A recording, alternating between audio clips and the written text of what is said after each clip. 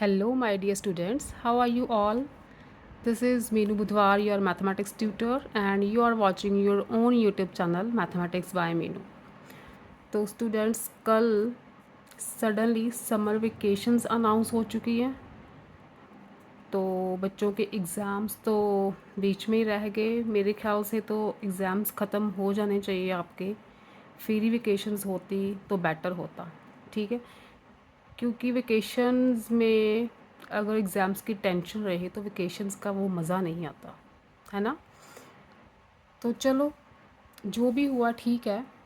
आप अपने एग्ज़ाम्स की प्रिपरेशन रखना हॉलीडेज़ में, और उसके बाद जो आपके पेंडिंग एग्ज़ाम्स हैं वो होंगे, ऑफ़लाइन ही होंगे। ऑनलाइन की तो कोई मुझे लगता नहीं है, चांसेस हैं ऑफ़लाइन ही होंगे सबके।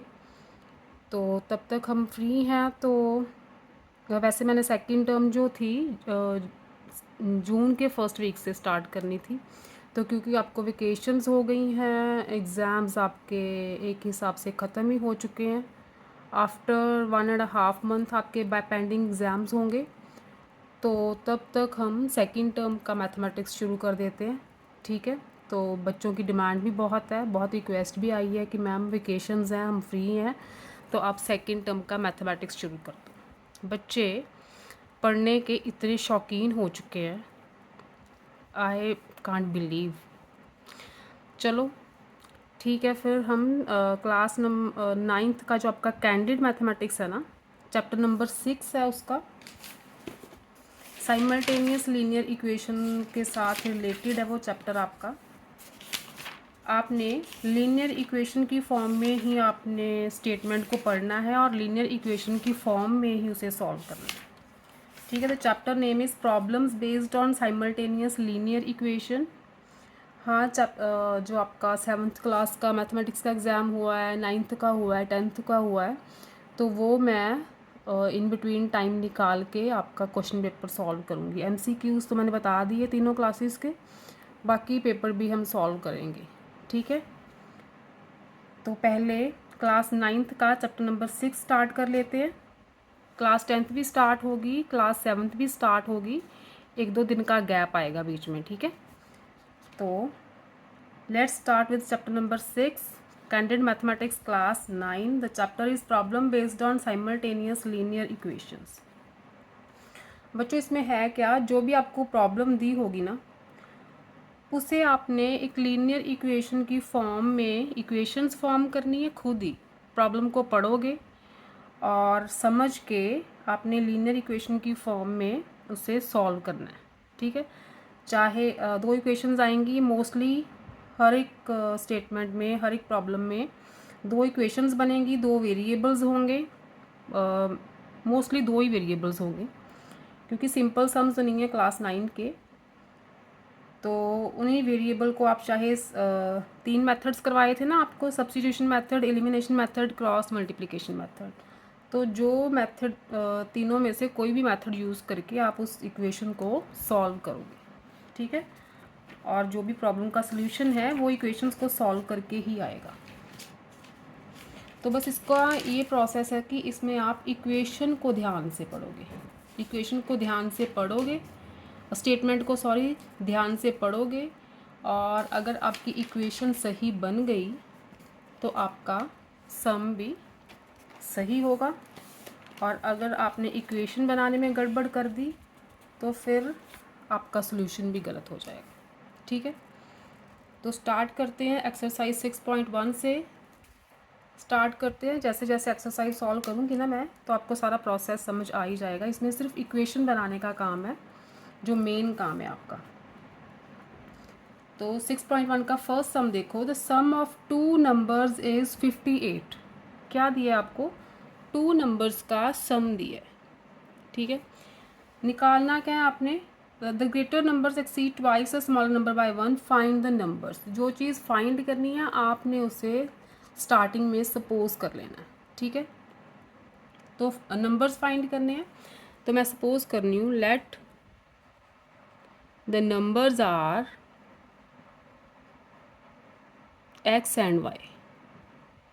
ठीक है, let's suppose that the numbers are x and y. तो प्रॉब्लम क्या है, the greater number exceeds twice the smaller number by one. अब सपोज करो कि इसमें से एक नंबर ग्रेटर है, एक स्मॉलर है। Let x be greater. ये ग्रीन कहाँ से आ गया? Let x is greater number than y. Let x is greater than y. The greater number exceeds twice the smaller number by one. जो greater number है ना वो क्या है, स्मॉलर नंबर के ट्वाइस। अगर स्मॉलर नंबर को हम ट्वाइस करते हैं ना तो उससे भी एक ज़्यादा है। इसका मतलब ये है greater number exceeds twice the smaller number by one. अब स्मॉलर कौन सा है? y। इसका पहले ट्वाइस करो, 2y बन गया। Greater number exceeds the twice the smaller number by one. Smaller number का ट्वाइस कर दो और उससे भी उसमें एक प्लस कर दो। तो स्मॉलर में स्मॉलर को ट्वाइस करके एक उसमें ऐड कर दिया तो वो बन जाएगा आपका ग्रेटर नंबर। ठीक है, तो ग्रेटर कौन सा है? एक्स। तो ये आ गई आपके पास मेन इक्वेशन। ये सिंपल सम है, x is equal to 2y plus 1। अच्छा, फाइंड द नंबर्स। अच्छा, the sum of two numbers is 58, ये भी गिवन है ना। तो इसका मतलब एक इक्वेशन है अपने पास x plus y is equal to 58। एक ये इक्वेशन गिवन है कि दोनों का जो सम है वो 58 के इक्वल है। अब दो इक्वेशंस आ गई अपने पास। इस इक्वेशन को भी इसी फॉर्म में करो, x और y एक साइड पे कर लो तो वो बन जाएगी x 2y लेफ्ट पे ले आओ इज इक्वल टू 1। ठीक है, टू इक्वेशंस आ गई ना। अब इसे हम करते हैं सब्ट्रैक्ट, क्योंकि x को कैंसिल करते हैं, एलिमिनेट करते हैं, उसके लिए साइन चेंज करने पड़ेंगे।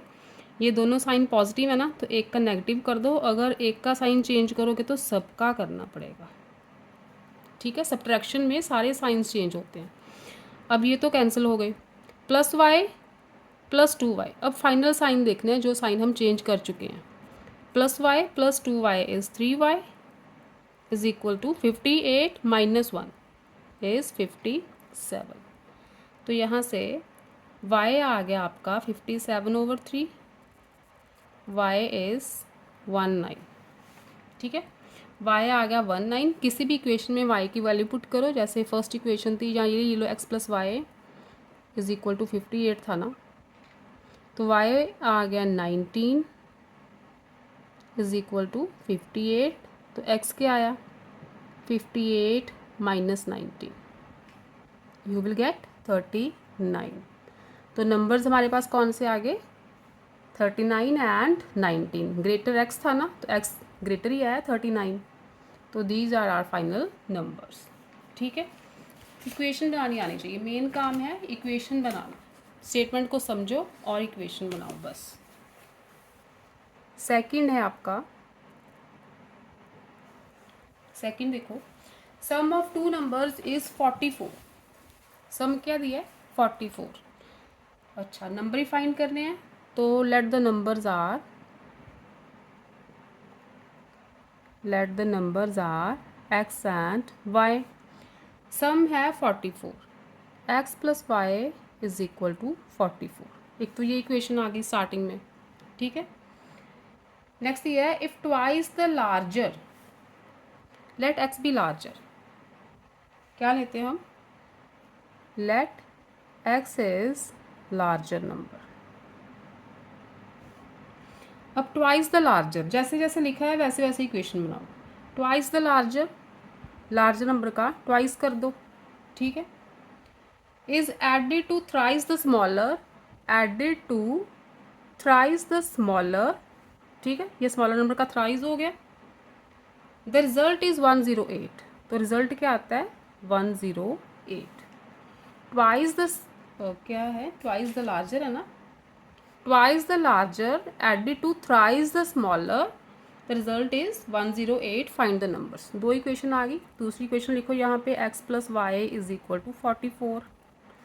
तो किसे एलिमिनेट करना चाहोगे? x को एलिमिनेट करना है तो इस इक्वेशन को 2 से मल्टीप्लाई करना पड़ेगा, क्योंकि x का कोफिशिएंट सेम करना है।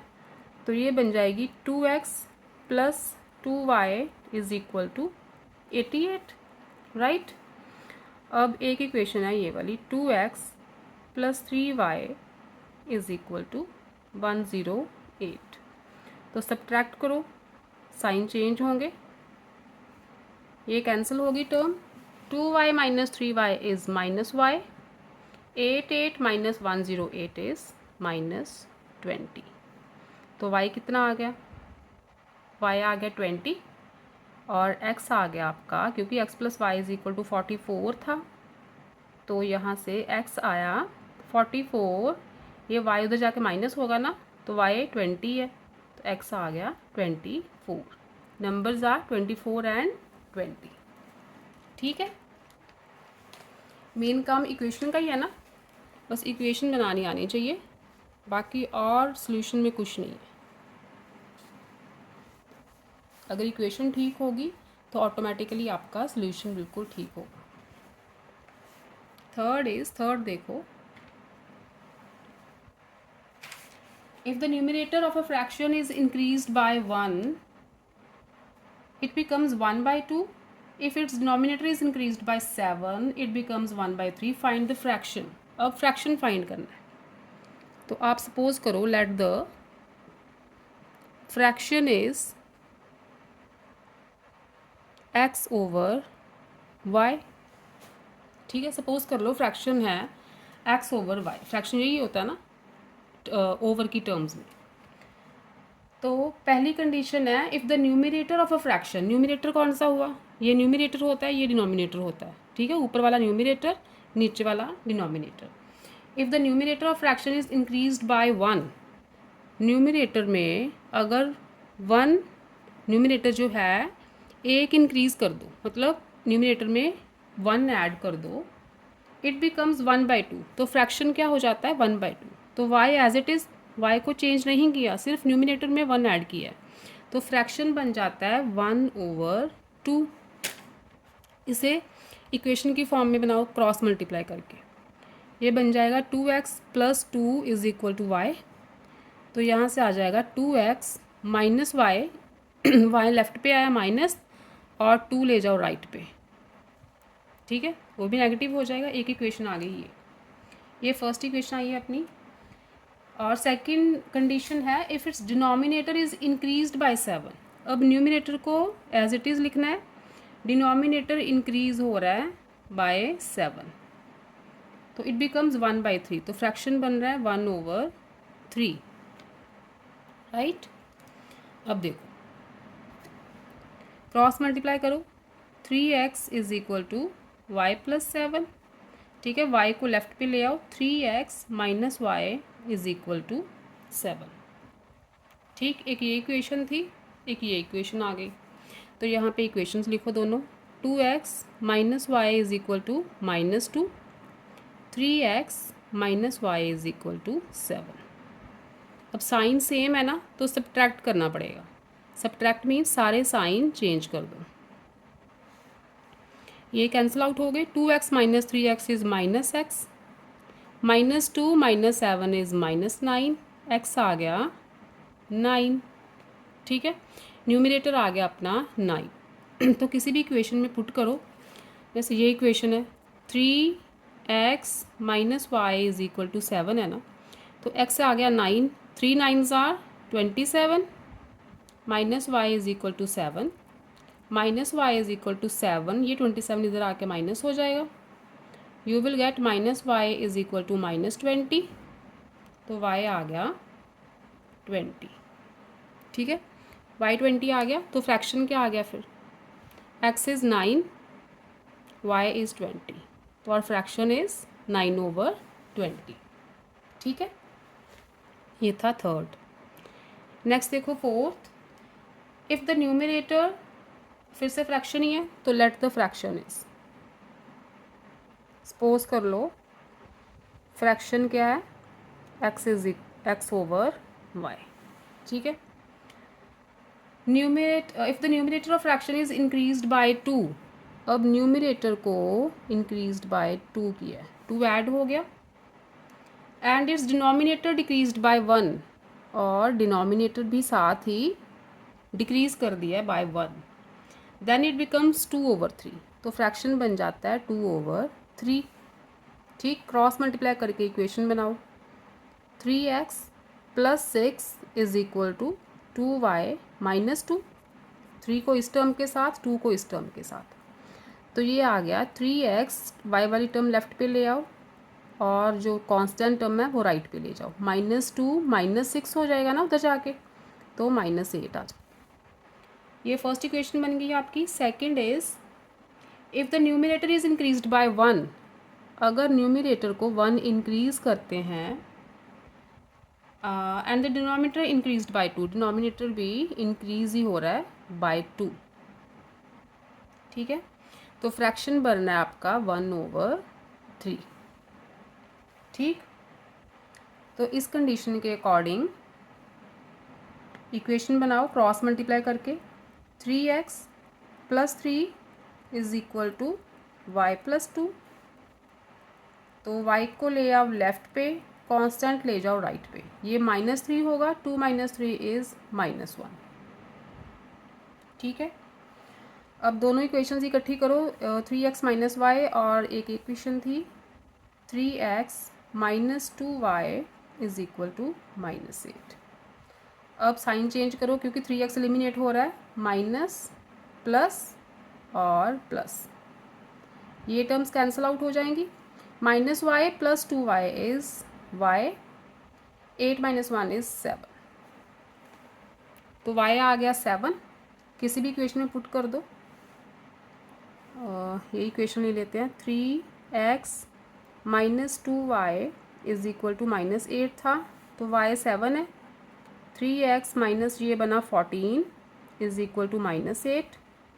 3x = -8 + 14 हो गया, तो 3x बन गया 6, x = 2। ठीक है, x 2 आ गया, y 7 आ गया, तो अपना फ्रैक्शन क्या बना 2/7। राइट, ये हुआ आपका फोर्थ सब। नेक्स्ट देखो बच्चे, fifth. Fifth is 37 pens and 53 pencils together cost 320. Okay, while 53 pens and 37 pencils together cost ₹400, find the cost of a pen and that of a pencil. एक पेन की और एक पेंसिल की कॉस्ट फाइंड आउट करने को बोला है। तो आप सपोज कर लो, let the cost of a pen is equal to X rupees and let the cost of a pencil, pencil की कॉस्ट कर लो आप Y रुपीज़ है। ठीक है, एक पेन की कॉस्ट X रुपीज़ है और एक पेंसिल की कॉस्ट Y रुपीज़ है, ये हमने सपोज कर लिया है। अब कंडीशंस देखो, 37 पेन्स, तो 37 पेन्स कितने के हुए, X × 37, तो ये बन गया 37X। ठीक है, 37 पेन्स की जो कॉस्ट है 37X बनी ना, तो 53 पेंसिल्स की क्या बनी, प्लस 53 पेंसिल्स मतलब 53Y। एक पेंसिल Y रुपीज़ की है, तो 53 कितने की होंगी, मल्टीप्लाई करेंगे, तो दोनों की कॉस्ट मिला के बनते हैं 320 रुपीज़। तो ये इक्वेशन बन गई आपकी। सेकंड केस में 53 पेन्स, अगर पेन्स 53 हों मतलब 53X + 37 हो आपकी पेंसिल्स, पेंसिल्स Y है ना, तो 37 पेंसिल्स हो गई, तो दोनों की कॉस्ट बनती है 400 rupees. Find the cost of a pen and that of pencil. X and Y की वैल्यूज़ फाइंड करनी है बस। ठीक है, तो ये इक्वेशंस बन गई हैं। X को एलिमिनेट करो या Y को एलिमिनेट करो आप, तो क्या करना पड़ेगा, इस इक्वेशन को करना पड़ेगा मल्टीप्लाई बाय 53 और इसको करना पड़ेगा मल्टीप्लाई बाय 37। तो आपके X के कोफिशिएंट जो है वो सेम होंगे। ठीक है, इसको 53 से कर दो और इसको 37 से कर दो, तो करो। ये 53 से मल्टीप्लाई करोगे तो जो आपकी फर्स्ट इक्वेशन है ना, ये वाली, दिस वन, ये आपकी बन जाएगी 1961X + 2809y is equal to 16960। 53 से मल्टीप्लाई करना है पूरी इक्वेशन को, और सेकंड को 37 से करोगे तो इट विल बिकम 1961x, क्योंकि x को ही तो हम इक्वल कर रहे हैं। ठीक है, आगे 1369y is equal to 14800। Right, अब कर दो इन्हें सब्ट्रैक्ट, तो ये टर्म कैंसिल हो गई x वाली। 2809 माइनस 1369 it will become 1440y is equal to 16,960 में से 14,800 माइनस करोगे तो दिस इज़ 2160। तो यहाँ से y आएगा आपका 2160 ओवर 1440, इट विल बिकम 1.5। ठीक है, 1.5 रुपीज़ की एक पेंसिल आ रही है। तो पेन की वैल्यू फाइंड करने के लिए किसी इक्वेशन में भी y की वैल्यू पुट कर दो। फर्स्ट इक्वेशन ले लेते हैं, 37x प्लस 53y है ना, तो y की प्लेस पे लगाओ 1.5 इज़ इक्वल टू 320। ठीक है, ये इक्वेशन थी ना अपनी, तो ये आ जाएगा 37x plus 79.5 is equal to 320। तो ये बना, इधर कर देते हैं 37x इज़ इक्वल टू 320, ये उधर जाके माइनस हो जाएगा। 320 माइनस 79.5 कैसे माइनस करना है आपने, ये 320 है ना, तो 79.5 यहाँ पे लिखेंगे, और यहाँ पे कुछ नहीं है तो 0.0 लगाओ। ठीक है, ऐसे सब्ट्रैक्ट करते हैं आप। तो माइनस करो, 10 में से 5 0 और 4 यहाँ पे 2। ठीक है, तो ये बन गया 240.5। तो x की वैल्यू आई 240.5 ओवर 37। इससे आप सब्ट्रैक्ट करोगे तो इट विल बिकम 6.5। डिवाइड करोगे, सॉरी सब्ट्रैक्ट नहीं, डिवाइड करोगे। तो डिवाइड कैसे करोगे, ऐसे कर सकते हो आप, 2405 है ना, तो डेसिमल रिमूव करके नीचे 10 लगा दो। ठीक है, पहले तो 5 के टेबल से कटिंग करना, जो भी आएगा फिर उसको डिवाइड कर देना, तो आंसर आएगा 6.5। तो ये आ गई आपकी एक पेन का प्राइस, क्योंकि x पेन का प्राइस था, और ये आ गया एक पेंसिल का प्राइस, रुपीज़ में आएंगे। ठीक है, एक पेंसिल 1.5 रुपीज़ की है, एक पेन 6.5 रुपीज़ का। नेक्स्ट देखो, sixth one. Sixth is the cost of 5 kg of sugar and 7 kg of rice. तो ये बिल्कुल फिफ्थ के जैसे है बच्चों, ये आपके लिए होमवर्क है। ठीक है, क्योंकि फिफ्थ के जैसे है, आप इक्वेशन बनाओ, सॉल्व करने की ट्राई करो, कोशिश करो। हाँ, मैं कल करवाऊँगी ये, अभी मैं स्किप कर रही हूँ सिक्स सम, ये आपका होमवर्क है, क्योंकि same to same process fifth जैसा ही है। तो आप कोशिश करना खुद करने की। कल करेंगे सॉल्व सिक्स्थ वन। तो अब मैं करती हूँ सेवन्थ। जो सिक्स्थ है वो नेक्स्ट वीडियो में आएगा, पहले आप ट्राई करो। The sum of the present ages of Suresh and his mother is 89 years. After 11 year, mother's age। अच्छा, जब सिक्स सम सॉल्व करोगे तो आप मुझे कमेंट्स में आंसर लिखोगे किस किस का आंसर सही आ गया। ये नहीं कि बुक के पीछे से उठा के आंसर लिख देना कि मैम हमारा तो ये आ गया। ठीक है, जिसका सही आएगा ना वो ही बोले कि हाँ मेरा सही है honestly. Seventh, the sum of the present ages of Suresh and his mother is 89 years. Present age में अब की एज जो है ना सुरेश की और उसकी मदर की, दोनों का सम, दोनों का टोटल मिला के 89 ईयर्स है। After 11 years mother's age will be twice, find their present ages. अच्छा, प्रेजेंट एज फाइंड करनी है तो प्रेजेंट एज को हम क्या करते हैं, सपोज कर लेते हैं, लेट प्रेजेंट एज ऑफ, क्या नाम है, Suresh. Suresh is x years. ठीक है, और उसकी मदर की let present age of Suresh की मदर ही है ना, मदर, ये सपोज कर लो आप वाई ईयर्स है। सुरेश की एज एक्स ईयर सपोज कर ली, प्रेजेंट वाली जो अब है, ठीक है। और सुरेश की मदर की सपोज कर ली हमने वाई ईयर्स। तो क्या क्या कंडीशंस हैं? Sum of the present ages of Suresh and his mother, ये प्रेजेंट एजेस हैं, इनका सम गिवन है हमें। फर्स्ट इक्वेशन आ गई अपने पास 89, दोनों का सम 89 है, ये फर्स्ट इक्वेशन आ गई। आफ्टर 11 ईयर, अब आफ्टर 11 ईयर,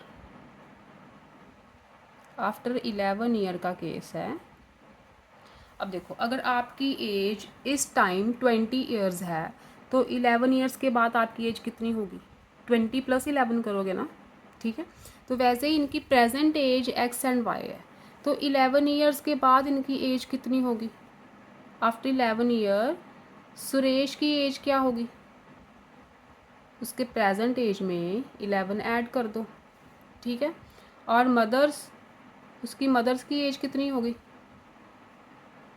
वो उसकी प्रेजेंट एज में 11 ऐड कर दो, ठीक है। आफ्टर 11 ईयर ये एजेस हो गई इनकी दोनों की। तो कहा है after 11 year mother's age will be twice Suresh age, जो मदर की एज है ना वो सुरेश से ट्वाइस है। मतलब अगर सुरेश 20 ईयर्स का है तो मदर 40 की है, ठीक है। अगर सुरेश 30 ईयर का है तो मदर 60 की है, मतलब ये ट्वाइस है। तो देखो, अगर सुरेश 20 का है और मदर 40 की है तो इनको इक्वेट करना हो तो क्या करेंगे? सुरेश की एज को ही 2 से मल्टीप्लाई करेंगे, तभी तो 40 = 40 आएगा। सुरेश की एज छोटी है ना, कम है, तो उसको 2 से मल्टीप्लाई करेंगे तभी तो ये एजेस इक्वल आएंगी। तो यहाँ पे सुरेश की एज है x + 11 और मदर की एज है y + 11। आफ्टर 11 ईयर मदर की एज सुरेश से डबल हो जाती है, तो इसका मतलब सुरेश की एज को 2 से मल्टीप्लाई करेंगे तभी तो वो मदर की एज के इक्वल आएगी, ये वाला प्रोसेस, राइट। तो यहाँ से बनेगी आपकी सेकंड इक्वेशन। तो सेकंड इक्वेशन आ जाएगी आपकी 2 × x is 2x, 2 × 11 is 22 is equal to y + 11, ठीक है, ये बन गई। अब एक्स वाई की टर्म्स को एक साइड पे ले आओ, तो ये बन जाएगी 2x, y ले आओ लेफ्ट पे, -y इज इक्वल टू 11 इधर है, 22 जाएगा -11 - 22 इज -11। ये बन गई आपकी सेकेंड इक्वेशन, ठीक है। एक इक्वेशन थी आपकी फर्स्ट वाली x + y is equal to 89, तो इनको सब्ट्रैक्ट करने की ज़रूरत नहीं है, माइनस है प्लस है, एडिशन कर दो simply. 2x + x is 3x is equal to 89 - 11, ये बन गया 8 और 7, ठीक है। तो x आ गया 7/8/3, ये बन गया 3 × 2 = 6 और 26। तो x क्या था? सुरेश की प्रेजेंट एज। तो ये आ गई सुरेश की प्रेजेंट एज, 26 ईयर का सुरेश है इस टाइम। और सुरेश की मदर यहाँ से निकालो, दोनों का एज का सम क्या है? x + y 89 है ना, जो फर्स्ट कंडीशन गिवन थी हमें। बच्चे इसे मिक्स मत कर लेना, ये इधर है, ठीक है। इसके बाद मैंने ये स्टेप किया। तो यहाँ से x 26 है तो y कितना आ जाएगा? 89 - 26 आ जाएगा। तो मदर की एज कितनी आ गई फिर? 3 और 6, 63 ईयर्स की सुरेश की मदर है और 26 ईयर का सुरेश है, ठीक है। तो ये आ गया आपका 7th सम का सोल्यूशन। 8th भी वैसे सेम है, चलो मैं कर देती हूँ, एक सम का ही होमवर्क बहुत है, फिर आप बोलोगे कि हाँ मैम तो होमवर्क ही दी जा रही है फर्स्ट लेक्चर में। 8 देखो, 8th is the present age of a man अच्छा, फाइंड देयर प्रेजेंट एजेस है, लास्ट पे देखो फाइंड देयर प्रेजेंट एजेस है ना, तो प्रेजेंट एज सपोज कर लो पहले। Let the present age of man is x years, ठीक है। और नेक्स्ट है सन, तो let the present age of son is equal to y years. दोनों की एज सपोज कर ली, मैन की एक्स ईयर, सन की वाई ईयर्स। तो क्या क्या कंडीशंस हैं? The sum of the present ages, नहीं, present age of a man is 3 years more than, अच्छा present age of man, man की प्रेजेंट एज क्या है? एक्स ईयर है, तो एक्स क्या है? ये प्रेजेंट एज ऑफ मैन हो गई ना, 3 years more than 3 times the age of his son. देखो ये प्रेजेंट एज ऑफ मैन है, तो ये दिया है 3 टाइम्स द एज ऑफ सन और उससे भी 3 ईयर्स मोर। यही क्वेश्चन बन गई, ध्यान से पढ़ो। देखो present age of a man is, ये प्रेजेंट एज ऑफ मैन हो गई, is 3 years more, 3 years more, ये 3 ऐड कर दिए, then the 3 times the age of his son, ये 3 टाइम्स होगी सन की एज और उसमें भी 3 ईयर्स ऐड कर दिए, तो ये बन गई मैन की प्रेजेंट एज, ठीक है। तो ये इक्वेशन आ गई फर्स्ट। वाई को ले आओ लेफ्ट पे, x minus 3y is equal to 3, ठीक है। समझ आई इक्वेशन कैसे बनी है? तो ये बन गई आपकी फर्स्ट इक्वेशन। सेकंड है 3 ईयर्स हैंस, अब क्या केस है? 3 ईयर्स हैंस मतलब आफ्टर, हैंस का मतलब क्या है? आफ्टर, तो यहाँ पे हैंस लिखा तो आप हैंस ही यूज़ करो। 3 years hence, 3 years hence man की एज क्या होगी? अगर आप अब 20 ईयर्स के हो तो 3 ईयर्स के बाद कितने को हो जाओगे? 23 के हो जाओगे ना, 20 + 3 होगा। तो प्रेजेंट एज मैन की एक्स है, तो मैन्स एज क्या हो जाएगी आफ्टर 3 ईयर्स? एक्स + 3 हो गई। और सन्स एज, सन की कितनी हो जाएगी? वाई + 3, ये 3 ईयर्स बाद का केस है। तो इन दोनों में क्या है relation? 3 years hence the man's age will be 10 years, ये मैन्स एज है, 10 years more than the twice of the age of his son. पहले तो सन की एज का ट्वाइस कर दो, ठीक है, ट्वाइस कर दिया, और उससे भी 10 ईयर्स मोर, मतलब 10 और इसमें ऐड करो, तो वो बनती है मैन की एज आफ्टर 3 ईयर्स, ठीक है। ये बन गई आपकी सेकंड इक्वेशन। तो इस इक्वेशन को इसी फॉर्म में लेके आओ, ओपन द ब्रैकेट, 2y + 6 + 10, ये आ गया x + 3 is equal to 2y + 16, ठीक है। y को ले आओ लेफ्ट पे, x minus 2y is equal to 3 को ले जाओ राइट पे, तो माइनस हो जाएगा 13। ये आ गई आपकी सेकंड इक्वेशन। फर्स्ट थी x minus 3y is equal to 3, second आ गई x minus 2y is equal to 30, ठीक है। ये इक्वेशन आ गई दोनों। अब इन्हें करो आप सब्ट्रैक्ट, क्योंकि x एलिमिनेट करना है, साइंस उल्टे करोगे तभी एलिमिनेट होगा ना। तो यहाँ पे प्लस, तो यहाँ पे माइनस हो गया, ये एलिमिनेट हो गया। -3y + 2y is -y, 3 - 13 is -10, तो y आ गया 10। y क्या है? सन की एज, बेटे की एज है 10 ईयर्स, और मैन की एज निकालो, इसी इक्वेशन में पुट करो, x minus 3y is 10 is equal to 3, x minus 30 is equal to 3, तो x आ गया, उधर जाके प्लस हो जाएगा 33 ईयर्स, ठीक है। मैन की एज है 33 ईयर्स और उसके बेटे की एज है 10 ईयर्स, ओके। ये था आपका 8th सम। आज के लिए बहुत है इतने ही। 6th सम आपके लिए होमवर्क है, प्रैक्टिस करो 6 सम निकालो। मेरे ख्याल से आपको समझ आ चुकी होगी सारे सम्स की कि इक्वेशन कैसे बनानी है। स्टेटमेंट को एक एक स्टेप स्टेटमेंट का ध्यान से पढ़ोगे और फिर इक्वेशन बनाओगे तो आपकी इक्वेशन सही बनेगी। ठीक है, इक्वेशन सही बनेगी तो आपका सोल्यूशन भी बिल्कुल करेक्ट आएगा। तो प्रैक्टिस करो और 6 सम एज अ होमवर्क करो।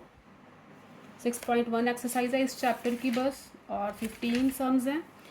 और हाँ, नेक्स्ट लेक्चर में आपका 6.1 कंप्लीट हो जाएगा। ठीक है, तो फिर मिलते हैं मैथमेटिक्स बाय मीनू में। तो अगर चैनल को सब्सक्राइब नहीं किया है बच्चों अभी तक तो सब्सक्राइब करो, यूज़फुल लग रहा है तो अपने फ्रेंड्स के साथ शेयर भी करो ज़रूर। तो नेक्स्ट लेक्चर में कल 6.1 कंप्लीट कर देंगे हम। फिर उसके बाद 7th स्टार्ट करें। 7th की भी एक ही एक्सरसाइज है, तो इंडिसेस स्टार्ट करेंगे या ट्रिग्नोमेट्रिक रेशोज़, बड़ा इंटरेस्टिंग चैप्टर है, वो स्टार्ट कर देंगे पहले ट्रिग्नोमेट्रिक रेशोज़। ठीक है, 6th के बाद वो स्टार्ट करेंगे। तो फिर मिलते हैं कल। Till then stay safe, stay happy, bye bye बच्चों, love you all and enjoy your holidays.